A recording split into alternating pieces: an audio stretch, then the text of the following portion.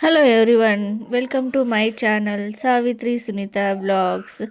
ಇವತ್ತು ಮಧ್ಯಾಹ್ನದಿಂದಾನೇ ವ್ಲಾಗನ್ನು ಸ್ಟಾರ್ಟ್ ಮಾಡಿದ್ದೀನಿ. ಆ್ಯಕ್ಚುಲಿ ಸಂಡೇ ಆಮೇಲೆ ಮಂಡೇ 2 ದಿನದ ವ್ಲಾಗನ್ನು ಇಲ್ಲಿ ಕಂಟಿನ್ಯೂಯೇಷನ್ ಆಗಿ ಹಾಕಿದ್ದೀನಿ. ಇವಾಗ ಮಾವಿನ ಹಣ್ಣಿನ ಸೀಸನ್ ಅಲ್ಲ, ಸೊ ಮಾವಿನ ಹಣ್ಣು ತಿನ್ಬೇಕನ್ಸುತ್ತೆ ಡೈಲಿ.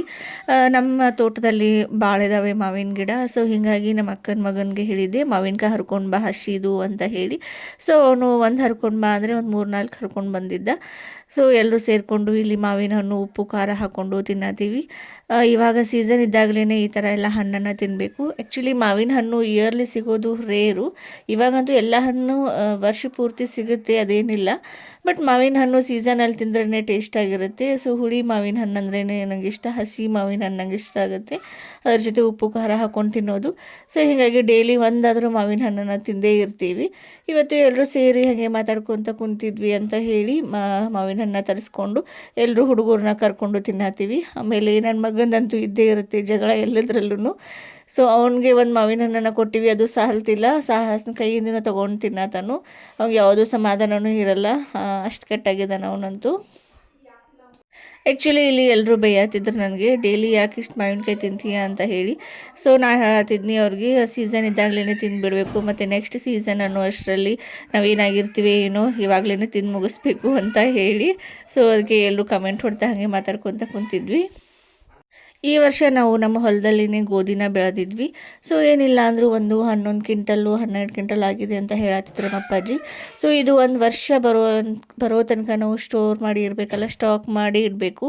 ಹಾಗೆ ಇಟ್ಟರೆ ಹಾಳಾಗುತ್ತೆ. ಹೀಗಾಗಿ ನಮ್ಮ ಅಪ್ಪಾಜಿ ಅದನ್ನು ಏನೋ ಪೌಡರ್ ಎಲ್ಲ ಮಿಕ್ಸ್ ಮಾಡಿ ಗೋಧಿನ ಸ್ಟಾಕ್ ಮಾಡಿ ಇಡೋದಕ್ಕೆ ರೆಡಿ ಮಾಡತ್ತಿದ್ರು.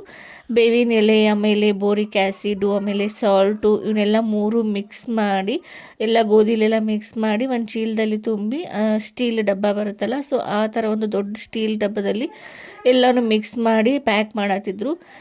ಸೊ ನಾವು ರೈತರು ಹೀಗೆ ಅಲ್ವಾ, ಯಾವಾಗ ಬೆಳೆ ಬರುತ್ತೆ ಯಾವಾಗ ಬೆಳೆ ತಗೊಂಡು ಒಂದು ವರ್ಷ ಪೂರ್ತಿ ನಾವು ಅವನನ್ನು ಯೂಸ್ ಮಾಡಬೇಕು. ಮತ್ತು ಮಿಡಲ್ ಟೈಮಲ್ಲಿ ನಾವು ತೊಗೊಂಡು ಬರೋದಕ್ಕೆ ಹೋದರೆ ಫುಲ್ ಸಿಕ್ಕಾಪಟ್ಟೆ ಕಾಸ್ಟ್ಲಿ ಆಗಿರುತ್ತೆ, ಇಲ್ಲ ಅಂದರೆ ಚಲೋ ಇರಲ್ಲ. ಹೀಗಾಗಿ ನಾವು ಯಾವ ಬೆಳೆನ ಬೆಳ್ಕೊಂಡಿರ್ತೀವಿ, ಯಾವ ಬೆಳೆನ ಹೊಲದಲ್ಲಿ ಬೆಳೆದಿರ್ತೀವಿ, ಅದನ್ನು ಒಂದು ವರ್ಷ ಬರೋ ತನಕ ನಾವು ಸ್ಟೋರ್ ಮಾಡಿ ಇಡಬೇಕು. ಅಂದರೆ ಇವಾಗಲೇ ಇಷ್ಟು ಕಷ್ಟಪಟ್ಟು ಏನಾದರೂ ಅದರಲ್ಲಿ ಒಂದು ಹಾಕಿಟ್ಟು ಪ್ಯಾಕ್ ಮಾಡಿಟ್ರೇ ಒಂದು ವರ್ಷ ಬರುತ್ತೆ. ಸೊ ಇವಾಗ ಅದನ್ನೇ ಮಾಡತ್ತಿದ್ರು ನಮ್ಮ ಮನೆಯಲ್ಲಿ. ನಾವು ನಮ್ಮ ಹೊಲದಲ್ಲಂತೂ ಗೋಧಿ, ಅರಿಶಿನ, ಆಮೇಲೆ ಗೊಂಜಾಳ, ಇವು 3 ಒಂದು ಇಯರ್ಲಿ ಬರುವಷ್ಟು ಬೆಳ್ಕೊಂಡಿರ್ತಾರೆ. ಅವನನ್ನು ಸ್ಟೋರ್ ಮಾಡಿ ಒಂದು ವರ್ಷ ಬರೋ ತನಕ ಇಟ್ಕೊಳ್ಳೋದು ಒಂದು ದೊಡ್ಡ ಸಾಹಸದ ಕೆಲಸನೇ. ಬಟ್ ನಮ್ಮ ರೈತರು ಎಲ್ಲವನ್ನು ಮ್ಯಾನೇಜ್ ಮಾಡೇ ಮಾಡ್ತಾರೆ. ಆಮೇಲೆ ಇವತ್ತು ಮಧ್ಯಾಹ್ನ ಊಟಕ್ಕೆ ನಮ್ಮ ರಶ್ಮಿಗೆ ಒಂದು ಕುಬುಸದ ಬುತ್ತಿ ಬಂದಿತ್ತು. ನಮ್ಮ ರಿಲೇಷನ್ ಅವರೊಬ್ಬರು ನಮ್ಮ ರಶ್ಮಿಗೆ ಅಂತ ಹೇಳಿ ಏನೇನೋ ವೆರೈಟಿ ಐಟಮ್ಸನ್ನು ಮಾಡಿ ಕೊಟ್ಟು ಕಳಿಸಿದ್ರು ಮನೆಗೆ.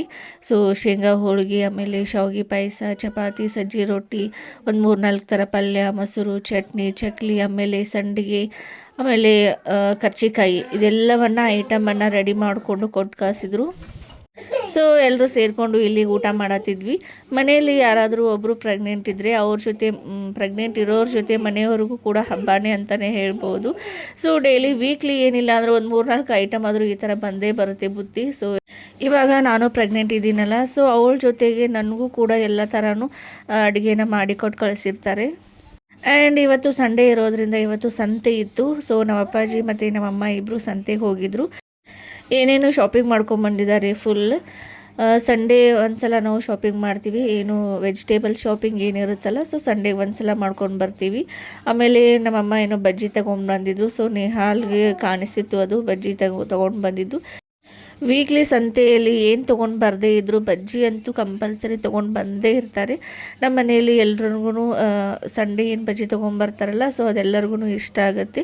ಅದು ಹೈಜೀನ್ ಇರಲಿ ಏನೇ ಇರಲಿ, ಪೈಜೀನು ಏನೂ ನೋಡಲ್ಲ, ತಿನ್ನೋದೊಂದು ಮಾಡ್ತೀವಿ. ಒಂದು ವೀಕ್ಲಿ ಒಂದು ಬಜ್ಜಿ, ಹೊರಗಡೆದು ಒಂದು ಬಜ್ಜಿ ತಿನ್ನೋದ್ರಿಂದ ಏನೂ ಡಿಫ್ರೆನ್ಸ್ ಆಗಲ್ಲ.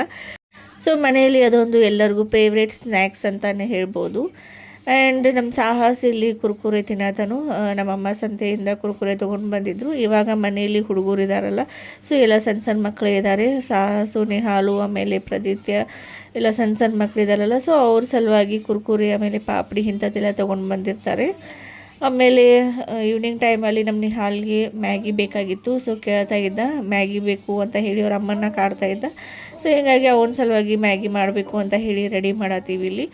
ಸೊ ಮನೆಯಲ್ಲಿ ಸಣ್ಣ ಸಣ್ಣ ಮಕ್ಕಳಿದ್ರೆ ಅಂತೂ ಮುಗೀತು, ಈವ್ನಿಂಗ್ ಟೈಮಲ್ಲಿ ಏನಾದರೂ ಒಂದು ಸ್ನ್ಯಾಕ್ಸ್ ಬೇಕಾಗತ್ತೆ ಅವ್ರಿಗೆ. ಹೀಗಾಗಿ ಇವತ್ತು ಮ್ಯಾಗಿ ಮಾಡಬೇಕು ಅಂತ ಹೇಳಿ ರೆಡಿ ಮಾಡತ್ತೀವಿ.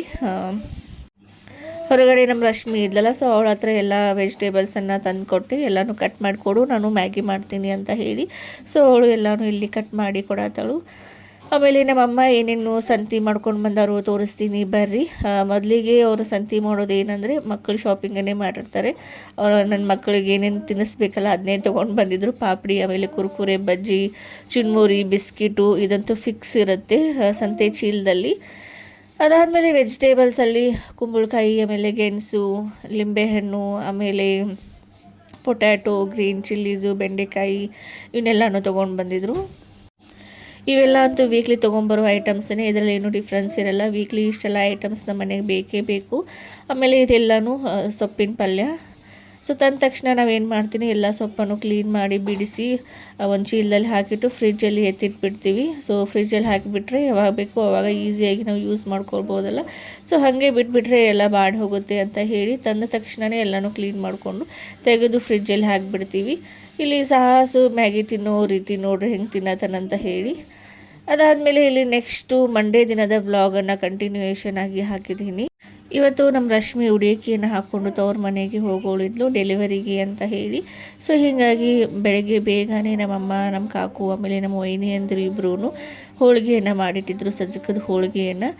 ಆಮೇಲೆ ಇವತ್ತು ಟಿಫಿನ್ಗೆ ಅಂತ ಹೇಳಿ ಪಲಾವ್ ಬೇಕಾಗಿತ್ತು, ಬೇಗನೆ ಆಗುತ್ತೆ ಅಂತ ಹೇಳಿ ಪಲಾವ್ ಮಾಡಬೇಕು ಅಂತ ಅಂದ್ಕೊಂಡಿದ್ವಿ.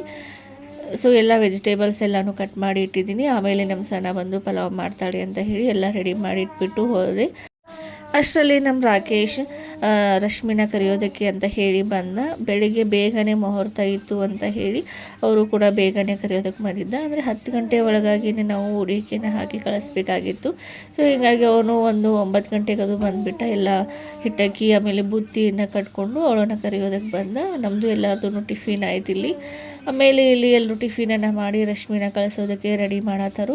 ನಮ್ಮ ಕಾಕು ಎಲ್ಲ ಅಕ್ಕಿ ಮತ್ತು ಬೆಳ್ಳುಳ್ಳಿಯನ್ನು ತೊಗೊಂಡು ಹೋದರು ಉಡಿಕೆನ ಹಾಕೋದಕ್ಕೆ ಅಂತ ಹೇಳಿ. ಆಮೇಲೆ ನಮ್ಮ ಮನೆ ಹತ್ರ ಇರುವಂಥ ನಮ್ಮೆಲ್ಲ ಅಣ್ಣ ತಮ್ಮರು ಏನಿದಾರಲ್ಲ ರಿಲೇಷನ್ದವರು, ಅವರೆಲ್ಲ ಏನೇ ಅಂದರೆ ನಮ್ಮ ಮನೆಗೆ ಕರೆದಿದ್ವಿ ಉಡಿಕೆನ ಹಾಕಿ ರಶ್ಮಿನ ತವ್ರ ಮನೆಗೆ ಕಳಿಸ್ಬೇಕು ಬರ್ರಿ ಅಂತ ಹೇಳಿ. ಸೊ ಅವರು ಕೂಡ ಎಲ್ಲರೂ ಬಂದಿದ್ದರು ಮನೆಗೆ. ರಶ್ಮಿಗೆ ಇವಾಗ 7 ಮಂತ್ ಸ್ಟಾರ್ಟ್ ಆಯಿತು. ಸೊ ಅವಳನ್ನು ಡೆಲಿವರಿಗೆ ಅಂತ ಹೇಳಿ ತವ್ರ ಮನೆಗೆ ಕಳಿಸ್ಬೇಕಲ್ಲ. ಸೊ ಹೀಗಾಗಿ ಉಡಿಕೆಯನ್ನು ಹಾಕಿ ಅವಳಗಿನ ತವ್ರ ಮನೆಗೆ ಕಳಿಸ್ಬೇಕು ನಾವು. ಆ್ಯಕ್ಚುಲಿ ಅವಳಿಗೆ ನಾವು 5ನೇ ತಿಂಗಳಲ್ಲಿ ಕುಬ್ಸನ ಮಾಡಿದರು ನಮ್ಮ ಮನೆಯಲ್ಲಿ. ಸೊ 5ನೇ ತಿಂಗಳಲ್ಲಿ ಸೀಮಂತ ಮಾಡಿ ತವ್ರ ಮನೆಗೆ ಕಳಿಸಿದ್ವಿ. ಅದಾದಮೇಲೆ ವಾಪಸ್ ಮತ್ತೆ ಗಂಡನ ಮನೆಗೆ ಬಂದಿದ್ಲು. ಇವಾಗ ಉಡಿಕೆನ ಹಾಕ್ಕೊಂಡು ವಾಪಸ್ ತವ್ರ ಮನೆಗೆ ಹೋದರೆ ಇನ್ನು ಡೆಲಿವರಿ ಮುಗಿಸ್ಕೊಂಡೇ ಅವಳು ವಾಪಸ್ ಗಂಡನ ಮನೆಗೆ ಬರಬೇಕಾಗತ್ತೆ. ಸೊ ಹೀಗಾಗಿ ಉಡಿಕೆಯನ್ನು ಹಾಕಿ ಕಳಿಸ್ಬೇಕು. ನಮ್ಮ ಮನೆ ಹತ್ರ ಇರುವಂಥ ಎಲ್ಲ ಅಂತಮ್ಮರು ರಿಲೇಷನ್ಸ್ನು ಎಲ್ಲರನ್ನೂ ಕರೆದಿದ್ವಿ. ಎಲ್ಲ ವೈನಿ ಅಂದರು, ನಮ್ಮ ದೊಡ್ಡ ಮಗಳು ಎಲ್ಲರೂ ಬಂದಿದ್ದರು ಅವಳನ್ನು ಕಳಿಸೋದಕ್ಕೆ ಅಂತ ಹೇಳಿ. ಆಮೇಲೆ ಈ ಒಂದು ಟೈಮಲ್ಲಿ ನಾವು ಸಜ್ಜಕದ ಹೋಳಿಗೆಯನ್ನು ಮಾಡಬೇಕು, ಅದಂತೂ ಕಂಪಲ್ಸರಿ. ಅಂದರೆ ಸಜ್ಜಕದ ಹೋಳಿಗೆ ಯಾಕೆ ಅಂತ ಅಂದರೆ ಅವಳಿಗೆ ಬುತ್ತಿ ಕಟ್ಟೋದಕ್ಕಾಯಿತು. ಅದಾದಮೇಲೆ ಮನೆ ಸೊಸೆ ಡೆಲಿವರಿಗೆ ತವ್ರ ಮನೆಗೆ ಹೋದ್ಲು ಅಂತ ಹೇಳಿ ಎಲ್ಲರಿಗೂ ಹೋಳಿಗೆಯನ್ನು ಬೀರಬೇಕಾಗತ್ತೆ. ಸೊ ಹೀಗಾಗಿ ಸಜ್ಜಕದ ಹೋಳಿಗೆಯನ್ನು ಮಾಡಿದರು. ಇದೊಂದು ಸುಂದರವಾದಂತಹ ಸಂಪ್ರದಾಯ ಅಲ್ವಾ. ಆಲ್ಮೋಸ್ಟ್ ಎಲ್ಲ ಕಡೆಯೂ ಈ ಥರ ಸಂಪ್ರದಾಯ ಇರ್ಬೋದು, ಗೊತ್ತಿಲ್ಲ. ಬಟ್ ಉತ್ತರ ಕರ್ನಾಟಕದ ಸಂಪ್ರದಾಯನೇ ಸ್ವಲ್ಪ ಡಿಫ್ರೆಂಟ್ ಆಗಿರುತ್ತೆ, ಬೇರೆಯೇ ಆಗಿರುತ್ತೆ. ಇದಕ್ಕೆ ಅಂತಲೇ ಒಂದು ಒಳ್ಳೆಯ ದಿನ ನೋಡಿ, ಒಳ್ಳೆಯ ಮುಹೂರ್ತ ನೋಡಿ ಎಲ್ಲರೂ ಸೇರಿಕೊಂಡು ಹರಸಿ ಹಾರೈಸಿ ಒಳ್ಳೆ ಚಲೋ ತಂಗಿ ಅವಳಿಗೆ ಡೆಲಿವರಿ ಆಗಲಿ ಅಂತ ಹೇಳಿ ಕಳಿಸುವಂಥ ಒಂದು ಸಂಪ್ರದಾಯ ಇದು.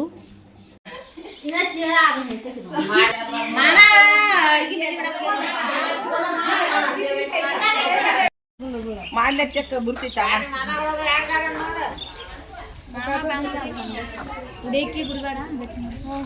ಈಚೆ ಕಡೆ ಹಾಕ್ಸ್ಕೊಂಡು ಹೋಗ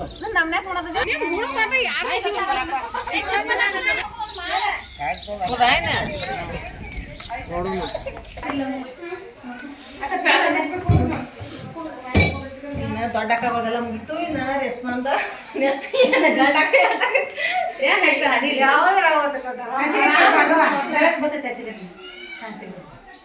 ಎಲ್ಲ ಮಾಡಿದ್ರು ಏನ್ ಹಾಡಿದ್ರು ಓಕೆ, ಗಂಡ ಹಾಡಿದ್ರು ಓಕೆ, ಏನ್ ಹಾಂ ಎಲ್ಲ ಥರ ಕಟ್ಟುದು.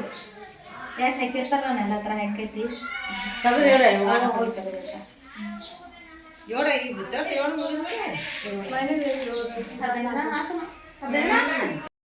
ಇಲ್ಲಿ ರಶ್ಮಿಗೆ ತೊಗೊಂಡು ಹೋಗೋದಕ್ಕೆ ಅಂತ ಹೇಳಿ ಬುತ್ತಿ ಆಮೇಲೆ ಹಿಟ್ಟಕ್ಕಿಯನ್ನು ಎಲ್ಲ ರೆಡಿ ಮಾಡಿ ಇಟ್ಟಿದ್ದಾರೆ. ಇನ್ನೇನು ರಶ್ಮಿ ಹೋಗ್ತಾಳೆ ತವ್ರ ಮನೆಗೆ. ಆ್ಯಂಡ್ ಇದಾಗಿತ್ತು ನನ್ನ ಒಂದು vlog. Thank you so much for watching my YouTube channel.